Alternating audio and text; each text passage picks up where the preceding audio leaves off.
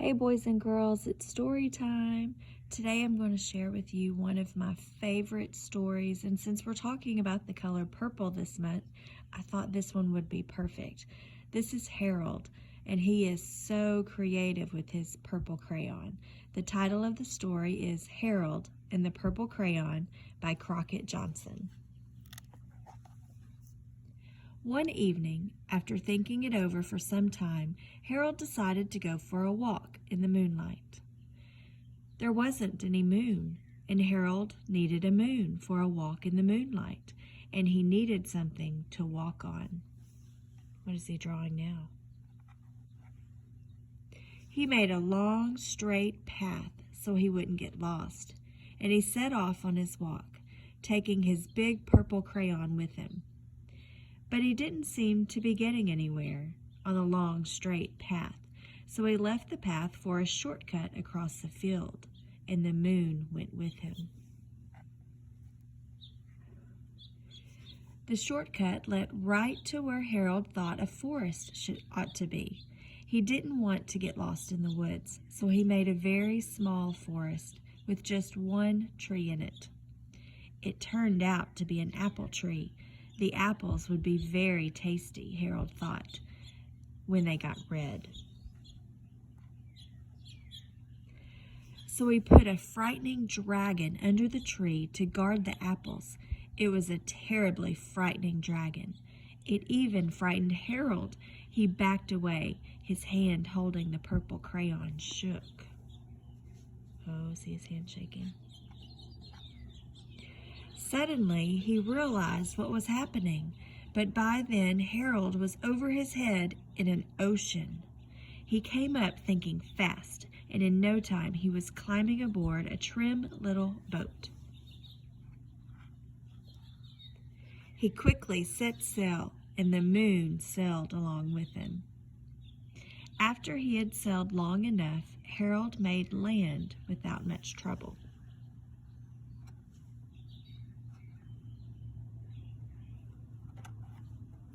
Oops.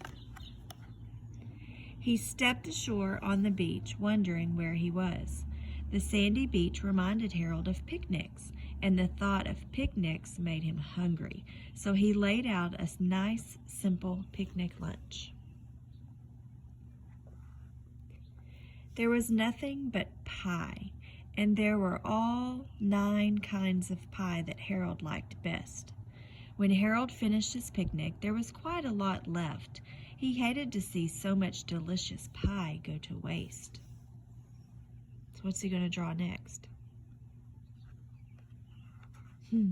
So Harold left a very hungry moose and a deserving porcupine to finish it up. And off he went, looking for a hill to climb to see where he was. Harold knew that the higher up he went, the farther he could see, so he decided to make the hill into a mountain. If he went high enough, he thought, he could see the window of his bedroom. He was tired, and he felt he ought to be getting to bed. He hoped he could see his bedroom window from the top of the mountain. But as he looked down over the other side, he slipped, and there wasn't any other side of the mountain. He was falling in thin air. But luckily, he kept his wits and his purple crayon. He made a balloon, and he grabbed onto it, and he made a basket under the balloon big enough to stand in. He had a fine view from the balloon, but he couldn't see his window. He couldn't even see a house. So he made a house with windows, and he landed the balloon on the grass in the front yard.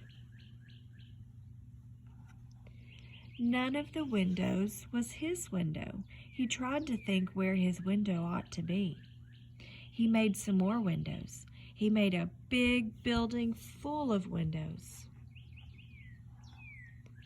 He made lots of buildings full of windows. He made a whole city full of windows, but none of the windows was his window. He couldn't think where it might be. He decided to ask a policeman. The policeman pointed the way Harold was going anyway, but Harold thanked him. And he walked along with the moon, wishing he was in his room and in bed. Then, suddenly, Harold remembered. He remembered where his bedroom window was. When there was a moon, it was always right around the moon. And then Harold made his bed. He got in it, and he drew up the covers. The purple crayon dropped on the floor, and Harold dropped off to sleep. The end. I hope you enjoyed our story, and I look forward to seeing you soon. Bye, guys.